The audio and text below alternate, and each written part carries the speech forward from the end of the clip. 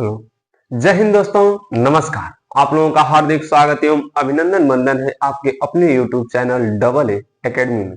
तो हम लोग कक्षा 12वीं की हिंदी में क्या देख रहे थे? तो कक्षा 12वीं की हिंदी में हमने आप लोगों को क्या बताया था? तो डॉक्टर APJ अब्दुल कलाम जी के जीवन परिचय को हमने बता दिया था। और अब आगे चलते हैं। उनकी जो रचना है, जो पढ़ना है, उसको देखते हैं कि पढ़ना क्या है।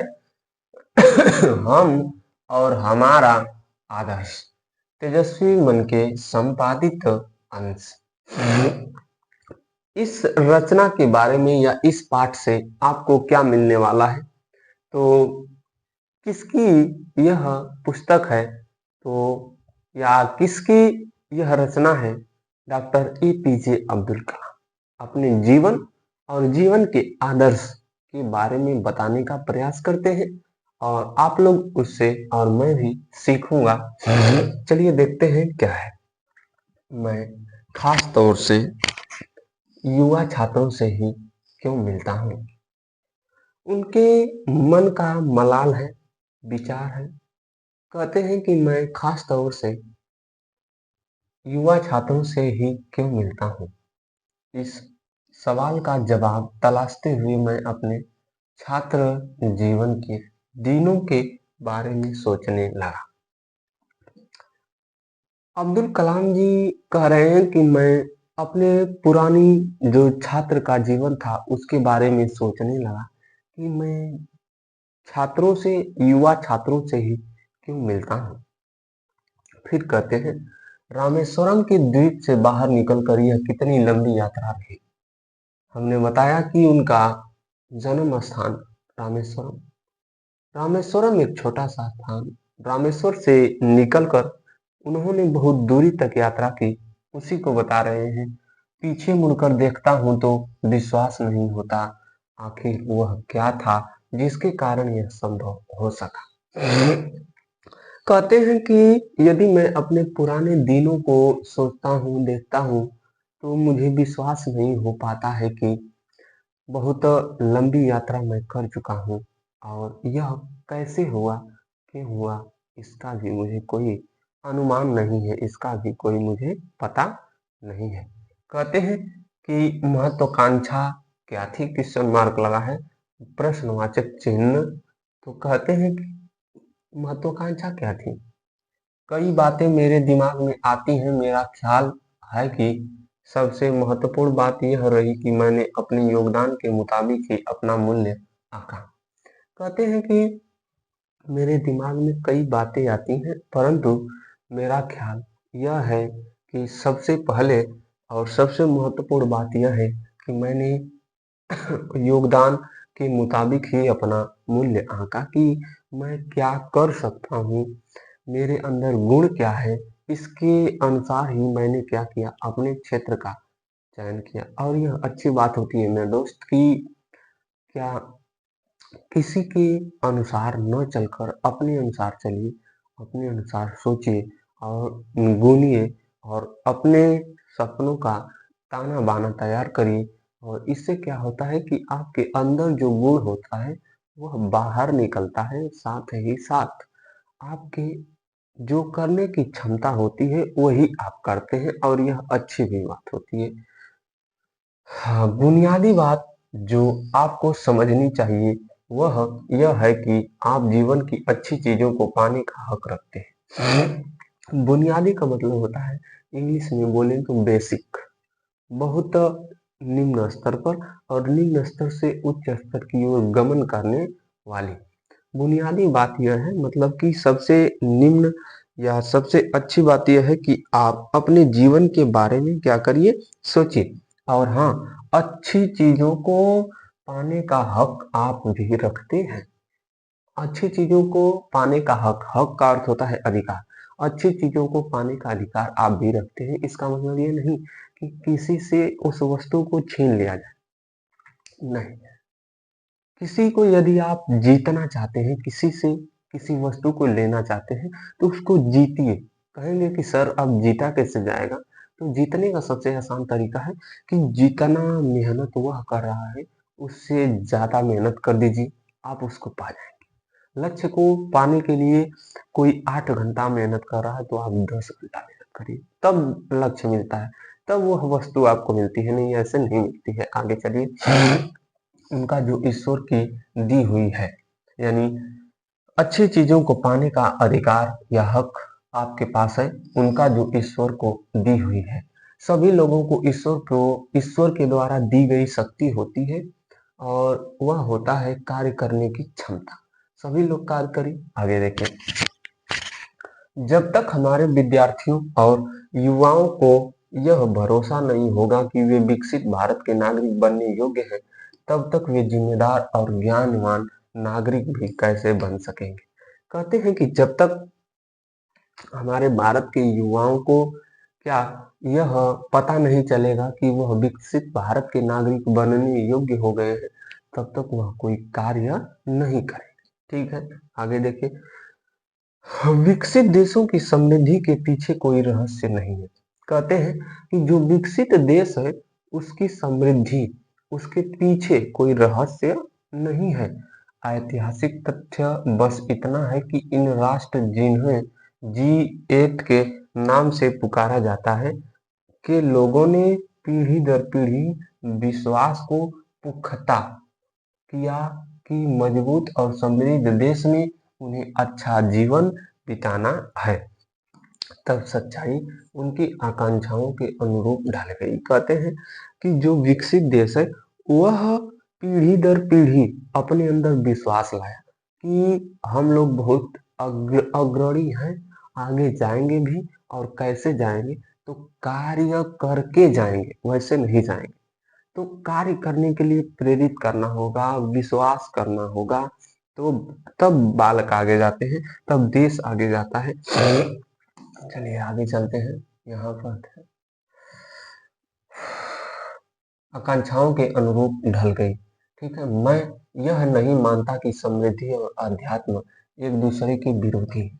यह कह रहे हैं कि जो आप आध्यात्म रखते हैं, समृद्धि रखते हैं, मैं यह नहीं मानता कि दोनों एक दूसरे के क्या हैं, विपरीत है, विरोधी है। यानी यह कहते हैं कि पूरक भी हो सकते हैं और नहीं भी हो सकते हैं। आगे देखिए, या भौतिक वस्तुओं की इच्छा रखना कोई गलत सोच है, या फिर कह रहे हैं कि यदि आप भौतिक सुख चाहते हैं, भौतिक वस्तुओं की इच्छा चाहते हैं, तो यह भी कोई गलत काम नहीं है, यह भी क्या है, अच्छा काम। आगे देखिए, उदाहरण के तौर पर मैं खुद न्यूनतम वस्तुओं का भोग करते हुए जीवन बिता रहा हूँ। अपने बारे में बताते हैं कि मैं बहुत कम वस्तुओं का, जो भौतिक वस्तुएं हैं, उनमें बहुत कम वस्तुओं का भोग किया हूँ और अपने जीवन को क्या कर रहा हूँ, बिता रहा हूँ। आगे चलिए, लेकिन मैं सर्वत्र समृद्धि की कद्र करता हूँ। ठीक है, लेकिन कहते हैं कि जो सभी ओर समृद्धि व्याप्त है, फैली है, मैं उसकी क्या करता हूँ, उसका सम्मान करता हूँ, उसकी इज्जत करता हूँ। कद्र का अर्थ होता है इज्जत करना। ठीक है, आगे देखिए, क्योंकि समृद्धि अपने साथ सुरक्षा तथा विश्वास भी लाती है। जब आपके पास समृद्धि आती है ना दोस्त, तो सुरक्षा भी लाती है, और क्या लाती है, विश्वास भी लाती है। अच्छी बात है और सही बात भी बात है, जो अंततः हमारी आजादी को बनाए रखने में सहायक है। आप अपने आसपास देखेंगे तो पाएंगे कि खुद प्रकृति भी कोई काम आधे अधूरे मन से नहीं करती है। अपने आसपास किसी वस्तु को देखिएगा, देखने के बाद आपको यह पता होगा कि जो प्रकृति है, यह भी किसी काम को आधे अधूरे मन से नहीं करती है, यह पूर्ण मन से ही करती है। यानी यह कहना चाहते हैं कि जो युवा पीढ़ी है, कुछ भी काम करे तो उसे अधूरे मन के साथ न करे, पूर्ण मन के साथ करे। किसी बगीचे में जाइए, कहते हैं उदाहरण समझाने के लिए कि किसी बगीचे में जाइए, वहां पर जाएंगे तो क्या होगा, मौसम में आपको फूलों की बहार देखने को मिलेगी। यदि फूलों का मौसम है तो फूलों की क्या दिखेगी, बाहर दिखेगी। आगे देखें, अथवा ऊपर की तरफ ही देखेंगे, यह ब्रह्मांड आपके अनंत तक फैला दिखाई देगा। ऊपर देखिए, अगर फूलों के बगीचों में नहीं जाना चाहते हैं तो ऊपर जाइए और देखिए कि यह ब्रह्मांड कहाँ तक फैला है, अनंत तक फैला है। आपके यकीन से भी परे, परे का अर्थ होता है अलग। आपका जो विश्वास है, यकीन है, उससे भी अलग दूरी तक फैला है। जो कुछ भी इस हम इस संसार में देखते हैं वह ऊर्जा का ही स्वरूप है, और जो कुछ आप देखते हैं वह ऊर्जा का ही क्या है, स्वरूप है। जैसा कि महर्षि अरविंद ने कहा है कि हम भी ऊर्जा के अंश ही हैं। महर्षि अरविंद घोष ने कहा कि हम लोग भी क्या है, ऊर्जा के अंश ही हैं। और वास्तविक बात है कि इस पृथ्वी पर उपस्थित सभी मानव जाति, सभी पेड़ पौधे, सभी व्यक्ति ऊर्जा के अंश ही हैं। इसका मतलब कि जितना पावर, शक्ति ऊर्जा के पास है उतना हमारे पास भी हो सकता है। कब? जब कर्म करेंगे तब। जब कर्म नहीं करेंगे तो हमारे पास उतना ऊर्जा नहीं आएगी। तो इसका अर्थ हुआ कि किसी वस्तु को पाने के लिए आपको दिन प्रतिदिन ऊर्जा के साथ कार्य करना होगा, और वह कार्य कर्म की भांति करना होगा। कार्य में और कर्म में अंतर होता है, तथा कर्तव्य में, कार्य, कर्म और कर्तव्य में अंतर होता है मेरे दोस्त। कार्य कोई भी हो सकता है, लेकिन कर्म कोई भी नहीं हो सकता है। अब सुनिए, सभी कर्म कार्य हो सकते हैं, लेकिन सभी कार्य कर्म नहीं हो सकते हैं। ठीक है, कर्तव्य आपका है कि किसी के प्रति उत्तरदायी, जो आप अपना उत्तरदायित्व निभाते हैं, वह कर्तव्य है। चलिए आगे देखिए, अंश ही है। इसलिए जब हमने यह जान लिया कि आत्मा और पदार्थ दोनों ही अस्तित्व का हिस्सा हैं, वे एक दूसरे से पूरा तादाद में रखते हुए हैं, तो हमें यह एहसास भी होगा कि भौतिक पदार्थों की इच्छा रखना किसी भी दृष्टिकोण से शर्मनाक या गैर आध्यात्मिक बात नहीं है। कहते हैं कि जो ये आत्मा है, कौन है? आत्मा। यह आत्मा और पदार्थ, यहाँ पर जो ब्रह्मांड है, इस ब्रह्मांड में उपस्थित सभी वस्तुओं में क्या है? ऊर्जा। ऊर्जा है। क्या है मेरे दोस्त? ऊर्जा। और हम लोग और अनेक वस्तु ऊर्जा के क्या है? अंश। अंश माने भाग या हिस्सा। तो यदि हम आत्मा वाले लोग इस पदार्थ की चेष्टा रखते हैं, इच्छा रखते हैं, तो इसमें बुरी बात नहीं होनी चाहिए। चलिए आगे देखते हैं। इसके बावजूद अक्सर हमें यही विश्वास दिलाया जाता है कि न्यूनतम में गुजारा करने और जीवन बिताने में भी निश्चित रूप से कोई हर्ज नहीं है। इसके बाद यह हमको पाने की इच्छा रखनी चाहिए और रखना चाहिए, और वह हमको लेना भी चाहिए। लेकिन हमको सिखाया जाता है कि कम से कम वस्तु में अपना जीवन बिताइए। यह अच्छी बात भी है और बुरी बात भी है। बुरी बात इसलिए है कि आपकी इच्छाओं को दबा दिया जाता है। अच्छी बात इसलिए है कि आप लेना चाहते हैं और कर्म करना चाहते हैं। आप कर्म योगी बन जाते हैं। ठीक है, चलिए आगे देखते हैं दोस्त। समाप्त हो गया पाठ। चलिए, इसके बावजूद अक्सर हमें यही विश्वास दिलाया जाता है न्यूनतम में गुजारा करने और जीवन बिताने में भी निश्चित रूप से कोई हर्ज नहीं है। महात्मा गांधी ने ऐसा ही जीवन जिया था। कहते हैं कि महात्मा गांधी ने इसी प्रकार का क्या जिया था? जीवन जिया था। लेकिन जैसा कि उनके साथ था, आपके मामले में भी यह आपकी पसंद पर निर्भर करता है। कहते हैं कि क्या आप महात्मा गांधी की तरह ही जीवन जीना चाहते हैं, या आपके पसंद के ऊपर छोड़ा जाता है, या आपके पसंद के ऊपर निर्भर करता है।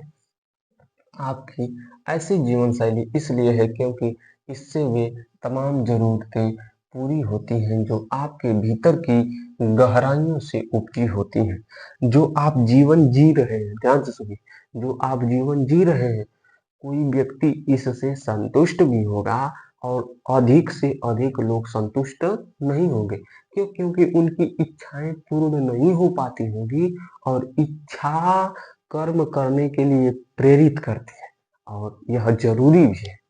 आगे देखिए, लेकिन त्याग की प्रतिमूर्ति बनना और ज़ोर ज़बरदस्ती से चुनना सहने का गुणगान करना अलग बातें हैं। लेकिन त्याग की प्रतिमूर्ति बन जाना, कि त्याग की प्रतिमूर्ति का मतलब हुआ कि मैं सब कुछ त्याग चुका हूँ, हमको कुछ नहीं चाहिए। इससे यह पता चलता है कि आप कर्म नहीं करना चाहते हैं।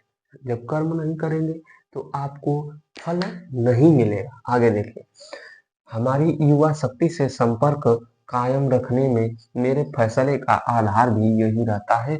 उनके सपनों को जानना और उन्हें बताना कि अच्छे भरे पूरे और सुख सुविधाओं से पूर्ण जीवन के सपने देखना तथा फिर उस स्वर्णिम युग के लिए काम करना सही है। कहते हैं कि जब जब भी मैं मिलता हूँ किससे, तो युवा पीढ़ी से, तो मैं यही चाहता हूँ कि उनके सपनों के बारे में बताया जाए और उन्हें कार्य करने के लिए प्रेरित किया जाए कि अपने सपनों को क्या कर सके, पूर्ण कर सके। चलिए आगे देखते हैं कि आप जो कुछ भी करें वह आपके हृदय से किया गया हो।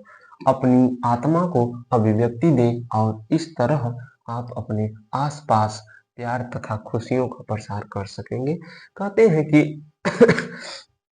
आप जो करना चाहते हैं पूरे हृदय आत्मा के साथ करिए। क्यों? क्योंकि इससे आप आत्मा को कार्य करने के लिए प्रेरित करेंगे और अभिव्यक्ति प्रस्तुत करने के लिए अपनी बात को उसको आज्ञा देंगे कि हाँ, अपनी बात को क्या कर सकते हैं, प्रस्तुत कर सकते हैं। तो चलिए मेरे दोस्त, देखते हैं कि क्या कुछ और है या नहीं है। तो यह आपका पाठ मेरे दोस्त समाप्त हो गया। देख लीजिए, अब हम लोग चलेंगे अगले दिन पद्य की ओर। ठीक है, काव्य में कहिए या पद्य की ओर, लेकिन ये काव्य साहित्य का इतिहास है। ठीक है, काव्य साहित्य के इतिहास को और जो आपका हिंदी साहित्य का इतिहास होगा उसको मैं अलग बता दूंगा। तो हिंदी साहित्य के इतिहास को हम लोग अगले दिन देखेंगे, लेकिन उससे पहले मैं काव्य पढ़ाऊंगा। ठीक है, तो आज के लिए बस इतना ही। मिलते हैं अगले दिन। जय हिंद दोस्तों, नमस्कार।